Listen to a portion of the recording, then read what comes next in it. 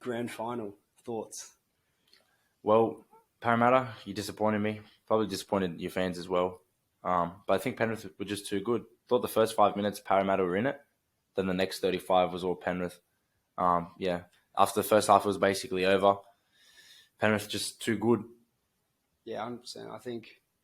I think Parrot overwhelmed to the occasion.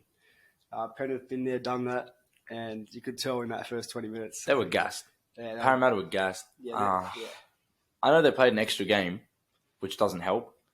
But the thing is, you could just see even in the ruck, every single play of the ball, Penrith, bang, straight on their stomach, get up, jump up, play the ball. Parramatta were getting rolled over on their back, elbows here. It's not that Parramatta weren't ready. It's that Penrith knew what was coming. Penrith outclassed them. Yeah, that's exactly what it was. That's exactly right. Yeah. All right, with the celebrations, Josh, did Penrith carry on a bit too much? It looks that way when you go on social media. It looks like, you got every single reporter saying, "Oh, this and that." Yeah. But you can't forget they went through winning a comp last year in the bubble. Just celebrating no fans. Yeah. Literally just with the players. And the whole team is literally from Penrith, so it means so much more celebrating with the fans this year. Yeah. If you're just shaming them, I think you're more of a hater than anything. Yeah. It's nothing on any other club, but I don't support the Panthers, but if they go back to back, you deserve to celebrate. Yeah. What do you think? Let's put it this way. If I'm a 24, 23, 24-year-old kid and I've just gone back to back and I've only played the first grade for 4 years, I'm celebrating 10 times worse than what they're celebrating. Yeah. The way that the media are going off at them, mate, take a chill pill, please. We were at Panthers at 2 a.m., was it? Yeah, we're at the League Club. We watched them come off the bus. And in all honesty, they weren't that bad. They weren't that bad. They were having a great time. Yeah.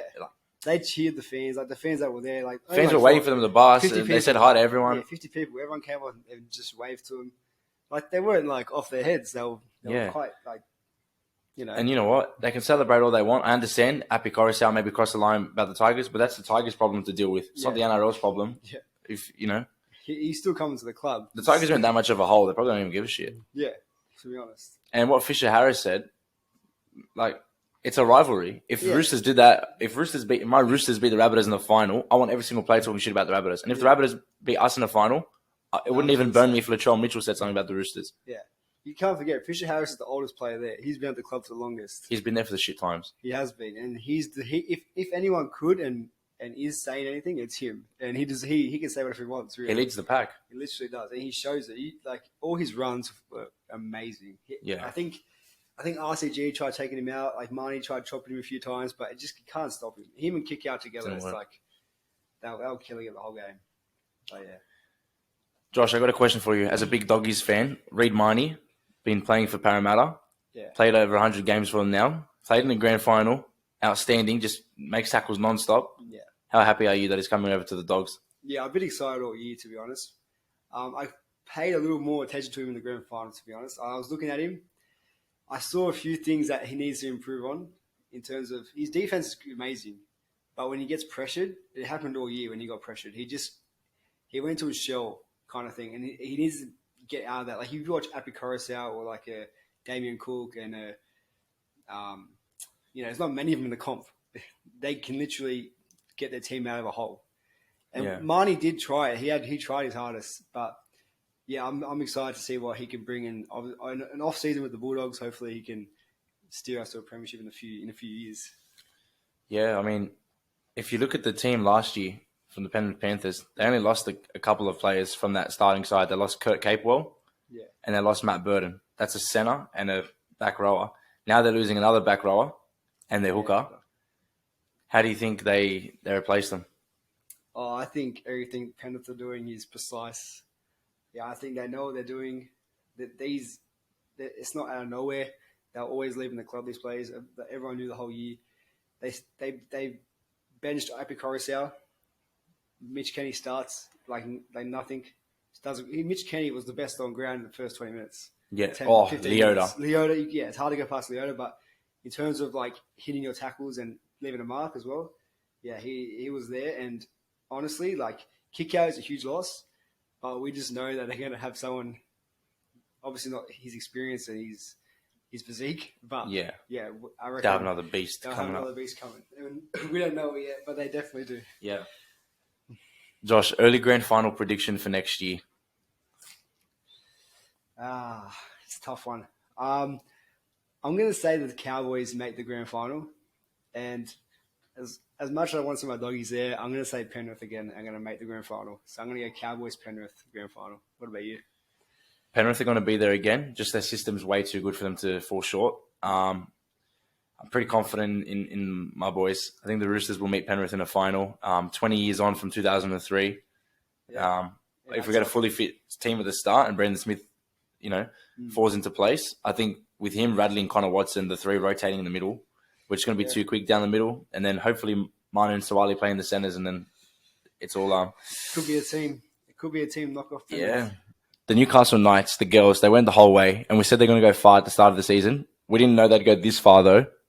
Like Millie Boyle, she just led the way, didn't she? Yeah, it was amazing. She over 270 meters, made 25 tackles, and she stuck strong for the whole game, really. Yeah, and Jessie Southwell, she's like it's like the female equivalent of Andrew Johns. And Andrew Johns has a massive rap on her, and she's just a freak. Yeah, just the way she's so crafty. Like she leads them around, and they've got Caitlin Johnson and Millie Boyle bashing through the middle, and then Tamika up in the back.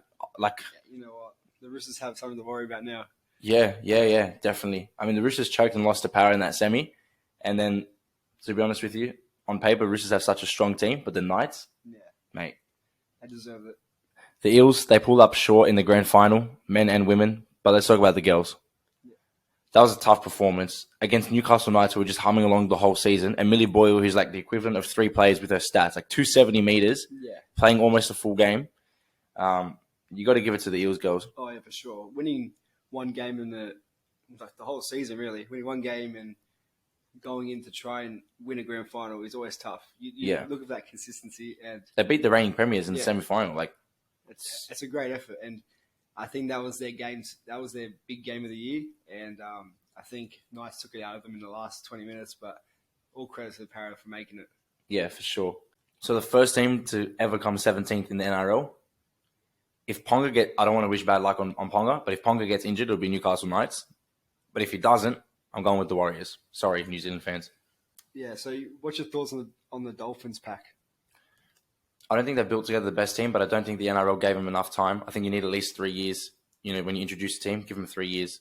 Yeah. Let them sort it out. People's contracts don't always just expire like that.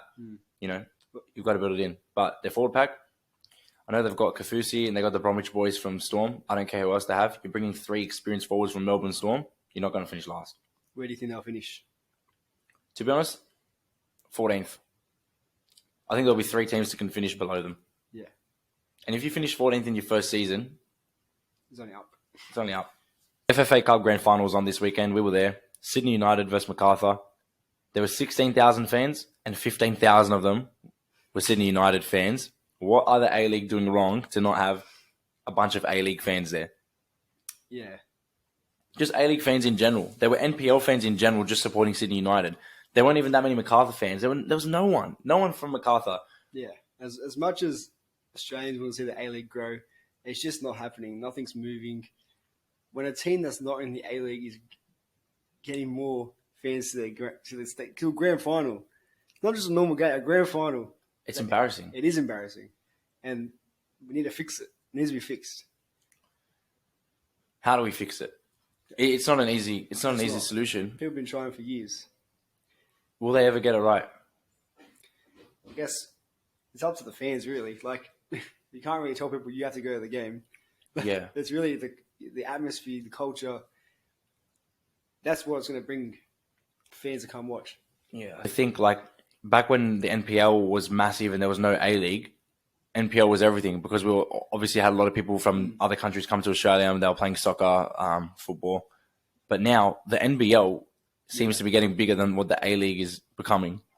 And it's crazy to think. I mean, I know a lot of us, especially the younger Aussies, we love the NBA. So, like, we're trying to watch our league to support it. They're getting some star players over. But the A-League, they've been doing that, trying to get, like, retired stars from overseas here, and it's just not working. Yeah. It's crazy, isn't it? Yeah, I mean, Adrian and I went to the final. The NBL final. Yeah. And the atmosphere was crazy. Nothing that I've seen before. And you go to the FFA Cup final, there's not even 1,000 MacArthur fans. Yeah, and it's just you just ask yourself what's going wrong and how can it be fixed. But it's something that just can't be fixed, overnight. It's something that just has to be this. It's a long process. Yeah, it's built into the club. Really, you can see that an A-League side not getting more than 2,000 fans to the game, a grand final game, and then a non-A-League side, 15 plus thousand. Yeah, and it just becomes a culture thing, culture and a club-driven fan base. Really, it just needs to be fixed. How long till we see promotion and relegation in the A-League? Because they showed that they can take it to the best teams, and they lost. They conceded 2 penalty goals. Yeah, 100%. I think we all know players who are great players and they cannot crack the A-League. The whole system, we've heard about it. There has to be relegation because these players can't show how good they are to the world. Their games aren't shown on TV. And as we've seen in the FA Cup, teams like Sydney United can take down the big sides. Yeah. And it needs to be seen more of. So relegation should be a thing in the coming years. All right, I've got a message to the A-League. Even if they're not watching this, I'm sure it'll get around eventually. Look, promotion and relegation, I know you need a massive pool of talent to be able to do that and make teams actually be successful when they get promoted, not just bump in, then bump out. But you see teams like Sydney United, 15,000 fans were at the final, 15,000, and there were only 1,000 MacArthur fans. All these NPL clubs have a rich history. They have more history than a lot of these A-League clubs. They've got a massive fan base, and they can actually play football. You saw that. Sydney United don't just make the final by luck. They beat a couple of A-League teams to even get there, and they lost. They conceded 2 penalty goals in the final. These NPL clubs need to be there. How many people do you know who play NPL 1, who play the top grade, just under A-League? Yeah. And they're absolute guns. They'll never crack A-League. A-League clubs don't want them. But then you see them play with their mates, and they make grand finals, just like Sydney United. Yeah. A-League, you got to do something. That's well said. So, as a Manchester United fan, I saw Aguero absolutely pump United. And I'll never forget that last minute. Oh, don't even want to talk about it. But now Haaland, he's like the reincarnate of Aguero. 2 very different players, but 2 Man City strikers that are just going to dominate in their time here. I think Haaland can go down as one of the greatest. I don't want to jinx him. Actually, I do want to jinx him because I'm a United fan. But honestly, what are your thoughts? You must be just so happy having him in your team. Being a City fan. Yeah, I just can't.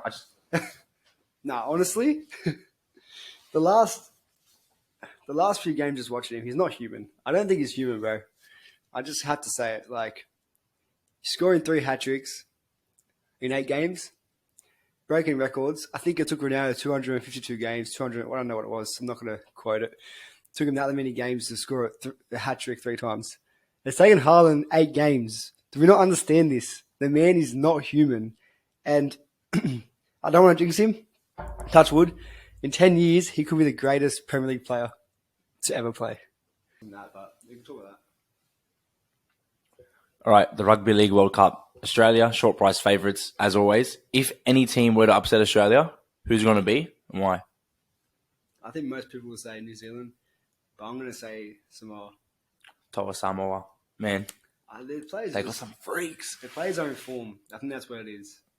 The Kiwis are strong, but I think when it goes down to the end, I think it's to be the most informed side. And, I think Samoa is going to be the side taken down. Look, if they do. Shout out to our Samoan and Tongan fans. I know we have a lot. Yeah. We've got a lot to follow the page. Even ourselves, we've got a lot of mates that are Tongan and Samoan. But look, Samoa, this is your chance. Tonga have the wood over you for the last couple of years. This is Samoa's chance. They actually have a better team this year. I'm going to call it from now. Samoa has a better team than Tonga. And if they meet, Samoa wins.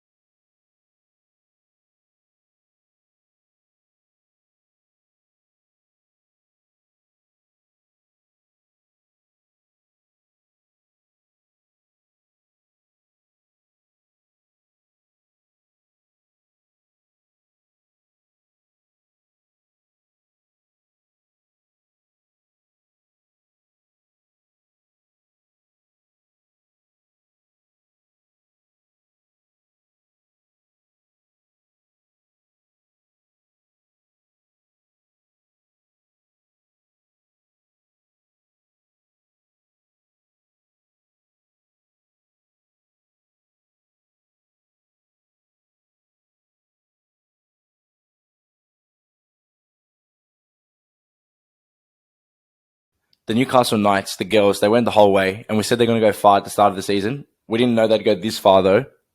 Like, Millie Boyle, she just led the way, didn't she? Yeah, it was amazing. She ran 270 meters, made 25 tackles, and she stuck strong for the whole game, really. Yeah, and Jessie Southwell, she's like the female equivalent of Andrew Johns. And Andrew Johns has a massive rap on her, and she's just a freak. Yeah, just the way she's so crafty. Like she leads them around, and they've got Caitlin Johnson and Millie Boyle bashing through the middle, and then Tamika up in the back. Like, you know what, the Roosters have something to worry about now. Yeah, definitely. I mean, the Roosters choked and lost to Power in that semi, and then, to be honest with you, on paper, Roosters have such a strong team, but the Knights, mate, they deserve it. The Eels, they pulled up short in the grand final, men and women, but let's talk about the girls. Yeah. That was a tough performance against Newcastle Knights, who were just humming along the whole season, and Millie Boyle, who's like the equivalent of 3 players with her stats, like 270 meters, playing almost a full game.